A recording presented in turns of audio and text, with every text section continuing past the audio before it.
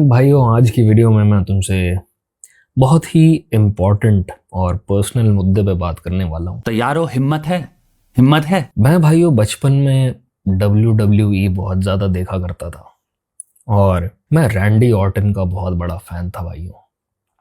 और मेरा लाइफ में बस एक ही सपना था कि कभी भी अगर मेरी गर्लफ्रेंड बने तो मैं उस पर रैंडी ऑर्टन का सिग्नेचर मूव RKO ट्राई कर पाऊँ और उसको सर्वाइकल दे पाऊँ। मेरे कभी भी गलत इंटेंशंस नहीं थे भाइयों लड़कियों को लेके। और जब मैं पहली बार किसी को डेट कर पाया तो मैंने उससे अपनी ये फैंटेसी कह सकते हो शेयर की। पर भाइयों उसने मुझे धोखा दिया। उसने ये बात जाके अपनी सहेलियों को बता दी और देखते ही देखते पूरे स्कूल की लड़कियां मुझे मैं अपनी मिजरी पे हंस रहा हूँ। देखते ही देखते सारे स्कूल की लड़कियां मुझे रैंड बाज बुलाने लग गई भाइयों। कहती थी कि ये तो पूरे दिन रैंड बाजी करता है। और क्योंकि मैं RKO के वीडियोस देखा करता था यूट्यूब पे, बस इसलिए भाइयों it was a very dark time in my life. और मैं जानता हूँ मेरी तरह और भी लड़के हैं जिनकी बिल्कुल सेम फैंटेसी है और कोई बुरे इंटेंशंस नहीं है, पर सालों से उनको रैंडी बाज बुला के शेम किया गया है। तो आज मैं चाहता हूं कि तुम कुछ भी कमेंट करो, पर उस कमेंट के एंड में #प्राउड रैंडी बाज लिखो, जिससे इस दुनिया को पता चले कि you are not ashamed of being a Randy Orton fan, और जिससे आने वाली जनरेशन के लड़के खुल के WWE देख पाएं और अपनी गर्लफ्रेंड्स पे उन मूव्स को ट्राई कर पाएं।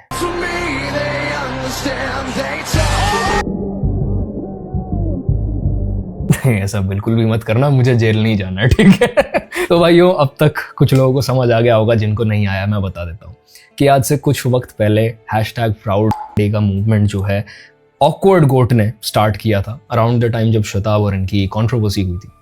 और उसके ऊपर हमने थोड़े मीम्स बनाए, बातचीत की और हम आगे बढ़ गए।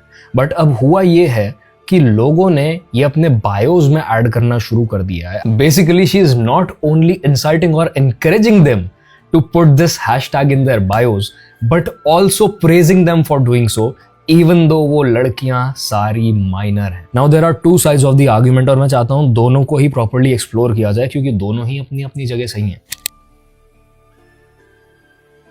लड़कियों का साइड ये है कि हमें चाहे हम ड्रेसअप करें, चाहे हम कंटेंट डालें, चाहे हम स्लाइटली रिवीलिंग क्लोथ्स पहने, हमें इस वर्ड से शेम किया जाता है for doing anything that we like doing. Normalize the term influencer, awkward feminist stand triggers, social media debate. ये सारे वो स्क्रीनशॉट्स हैं और ज़्यादातर तुम देखोगे छोटी बच्चियों के हैं जो कि 10 साल 12 साल 13 साल की हैं। And then my family members are all following me but I don't give a shit about them.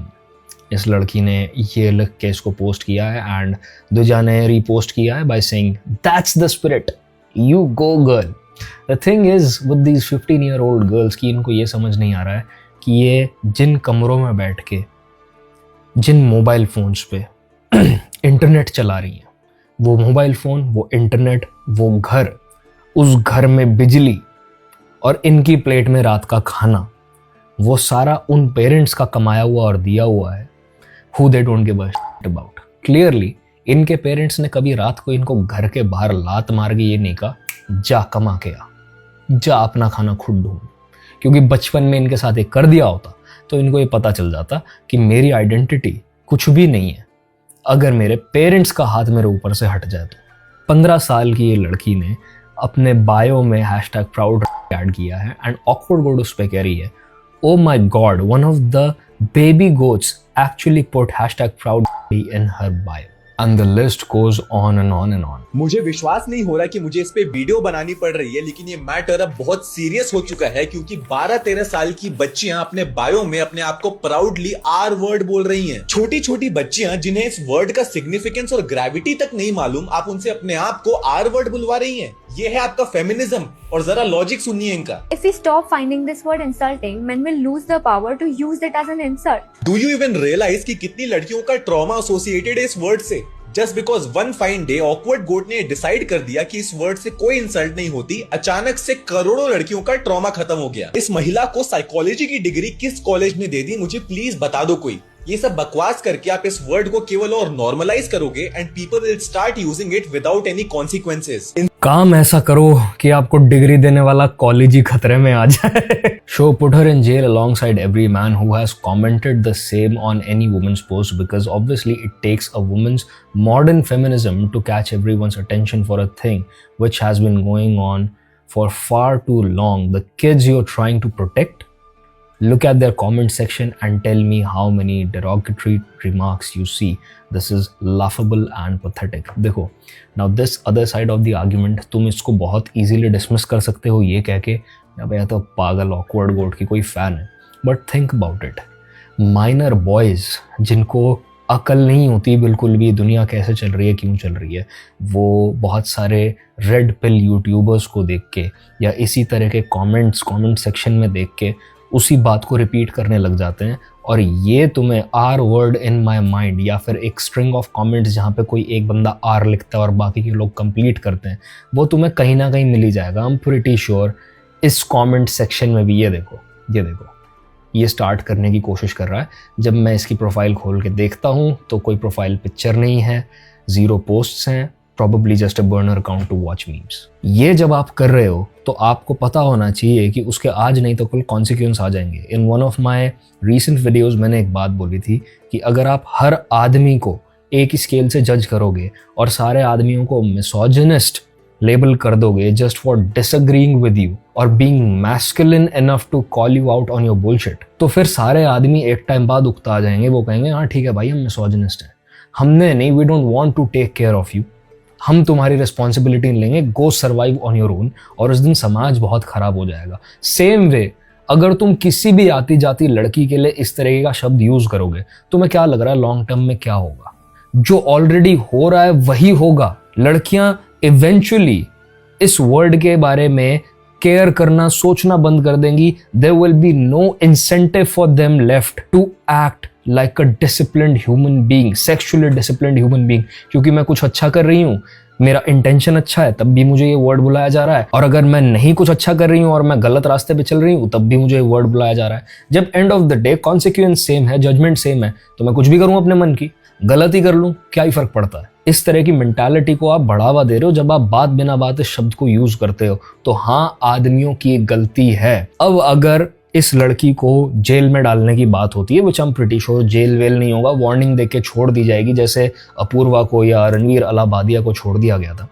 But अगर हम लीगल टर्म्स में बात करें तो ये जो कमेंट सेक्शन में ये वर्ड लिखते हैं लोग, इनको भी अकाउंटेबल होल्ड किया जा सकता है। और अगर किसी की बुद्धि एक्चुअली इतनी खराब हो जाती है अपने कमेंट सेक्शन से कि वो किसी एक को उठा के उसको कोर्ट तक ड्रैग कर ले, तो हाँ, उसके अगेंस्ट एक्शन भी हो सकता है, उसको फाइन लग सकता है, डेफेमेशन सूट उसके ऊपर फाइल किया जा सकता है। तो ये मत सोचो कि इट्स अ पब्लिक पोस्ट तो हम कुछ भी लिख के क्रिटिसाइज कर सकते हैं। Criticism is something else.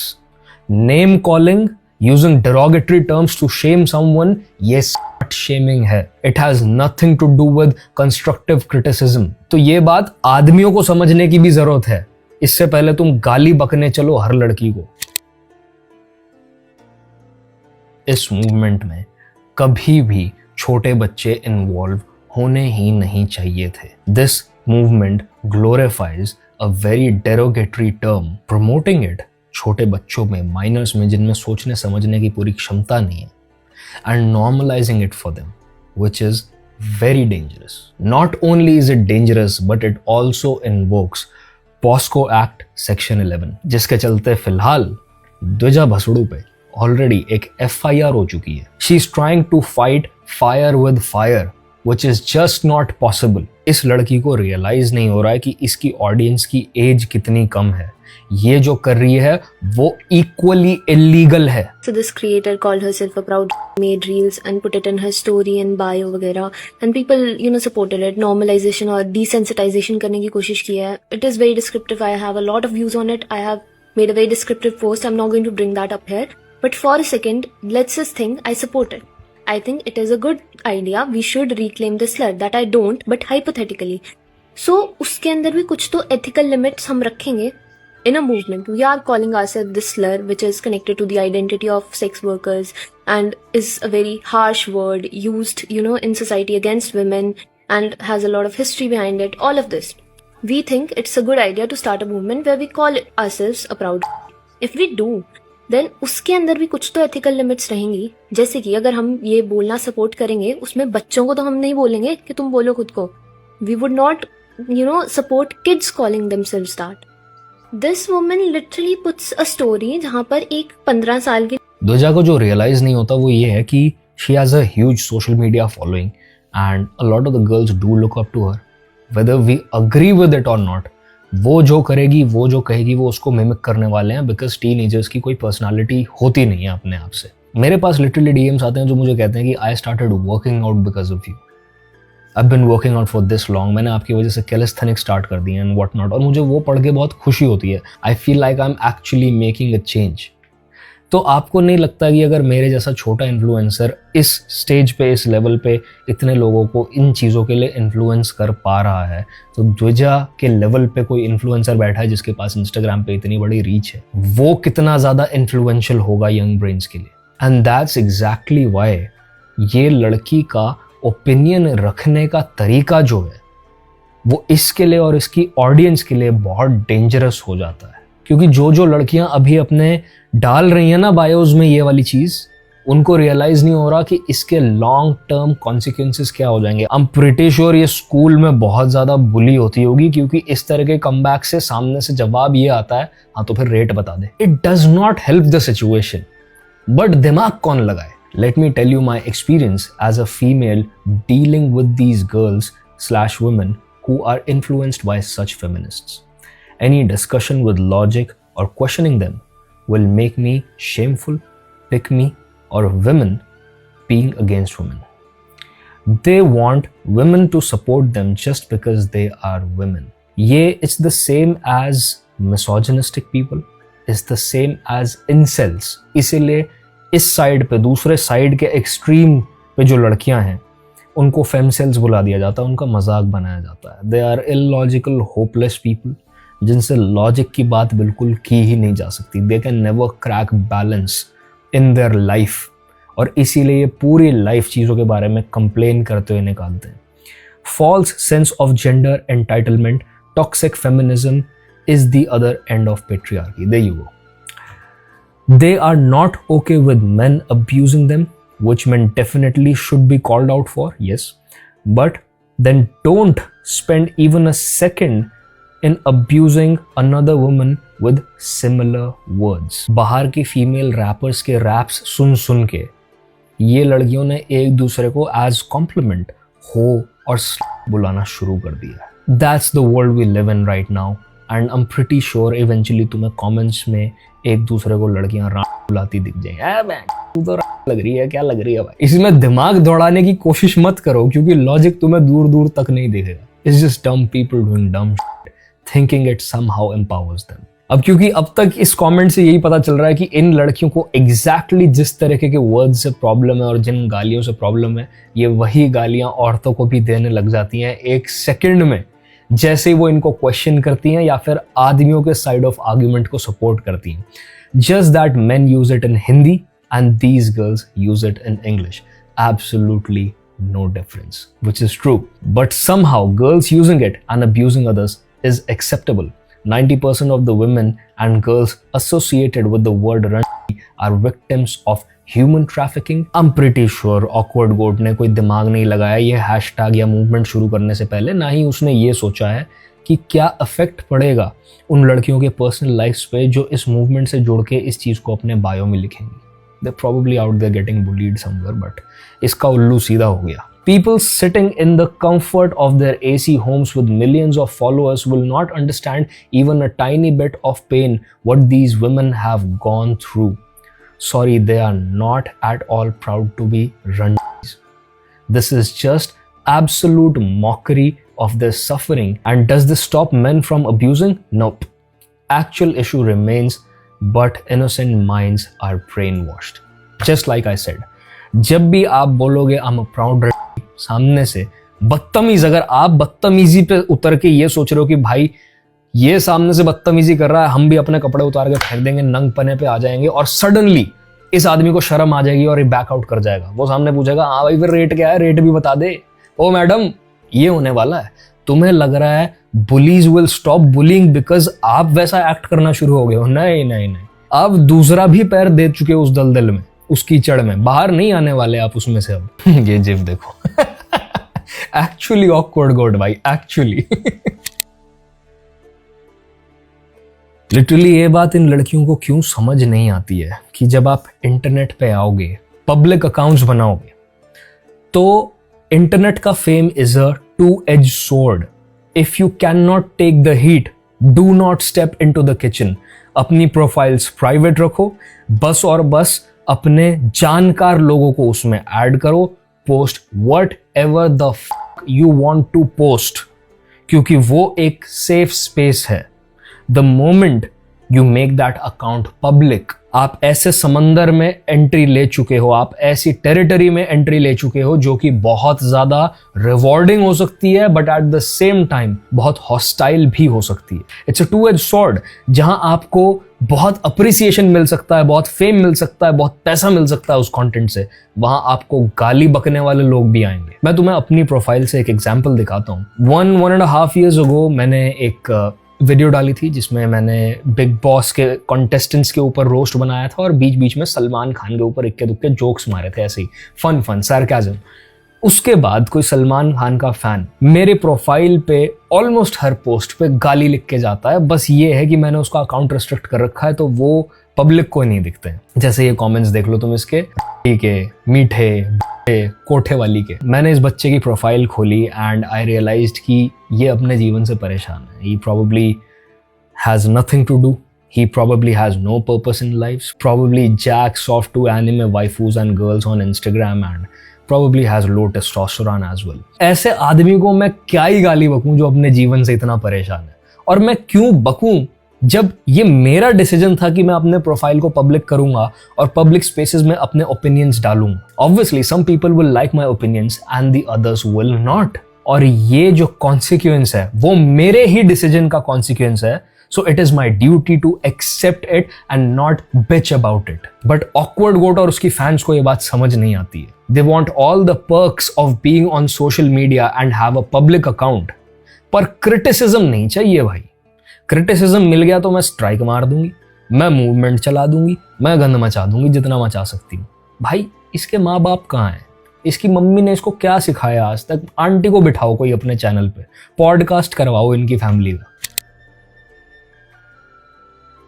उल्टे काम करने के कॉन्सिक्वेंस क्या होते हैं ना, मैं तुम्हें इस पोस्ट से दिखा देता हूं।